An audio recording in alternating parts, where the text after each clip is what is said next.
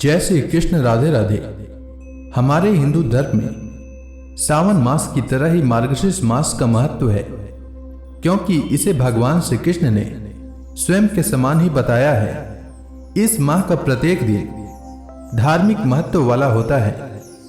मार्गशीर्ष पूर्णिमा इस साल 2025 का अंतिम पूर्णिमा है। मार्गशीर्ष पूर्णिमा के दिन सत्यनारायण भगवान की कथा का श्रवण करना चाहिए, माता लक्ष्मी की पूजा करनी चाहिए और इस दिन चंद्रमा की भी आराधना किया जाता है। मार्गशीर्ष मास है, इसलिए इस पूर्णिमा पर भगवान श्री कृष्ण की पूजा अवश्य करना चाहिए। इससे विशेष लाभ प्राप्त होता है। मार्गशीर्ष पूर्णिमा का व्रत करने से व्यक्ति के सभी पाप नष्ट हो जाते हैं। जो लोग मार्गशीर्ष पूर्णिमा पर नदी स्नान और दान करते हैं, उनको कई गुना पुण्य फल प्राप्त होता है।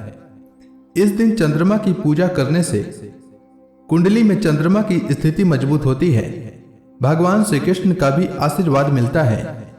आइए जानते हैं मार्गशीर्ष पूर्णिमा कब है, उसकी तिथि क्या है और इसका महत्व क्या है। मार्गशीर्ष मास के शुक्ल पक्ष की पूर्णिमा तिथि की शुरुआत 4 दिसंबर को सुबह 8:37 से होगा और पूर्णिमा तिथि अगले दिन 5 दिसंबर को सुबह 4:43 तक मान्य रहेगा। मार्गशीर्ष पूर्णिमा 4 दिसंबर को है, इसलिए व्रत की पूर्णिमा 4 दिसंबर को रहेगा। पूर्णिमा तिथि में प्रदोष काल और चंद्र दर्शन 4 दिसंबर को प्राप्त होगा। इसलिए जो लोग पूर्णिमा व्रत रखना चाहते हैं, सत्यनारायण व्रत रखना चाहते हैं, उन्हें 4 दिसंबर को व्रत रखना चाहिए।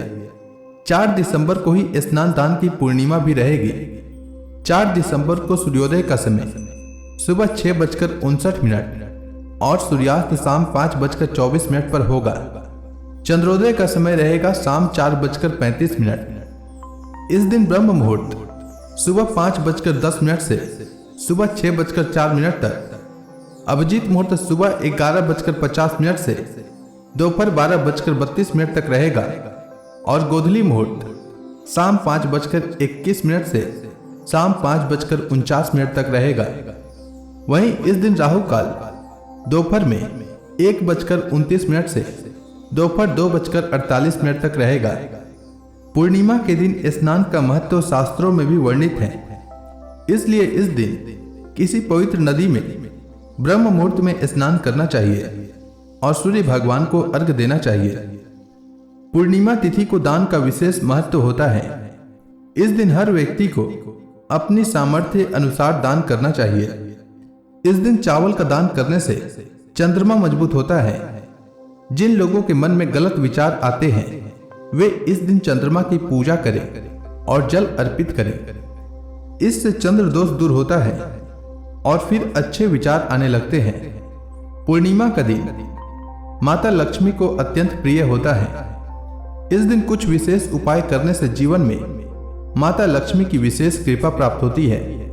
कहते हैं जिस पर माँ लक्ष्मी की कृपा होती है, उसे जीवन में किसी भी चीज की कोई कमी नहीं होती है। ऐसे में पूर्णिमा का अवसर माता लक्ष्मी को प्रसन्न करने के लिए सबसे अच्छा समय होता है। इस दिन माता लक्ष्मी की पूजा का उत्तम समय गोधूली वेला है, अर्थात संध्या का समय है। माता लक्ष्मी की आराधना के समय माता को गुलाबी रंग का फूल अर्पित करें और माता को मीठी खीर का भोग लगाएं। पूर्णिमा के अवसर पर माता लक्ष्मी की प्रतिमा पर 11 कौड़ियां चढ़ाकर उन पर हल्दी से तिलक करें। अगले दिन इन कौड़ियों को एक लाल कपड़े में बांधकर अपनी तिजोरी यानी जहां पर आप अपना धन रखते हैं, वहां रख दें। ऐसा करने से आपके घर में कभी भी धन की कमी नहीं होगी। पूर्णिमा के अवसर पर माता लक्ष्मी के मंत्रों का जाप करें। इससे आपके कष्टों का अंत होगा और आपके जीवन में सुख समृद्धि की प्राप्ति होगी।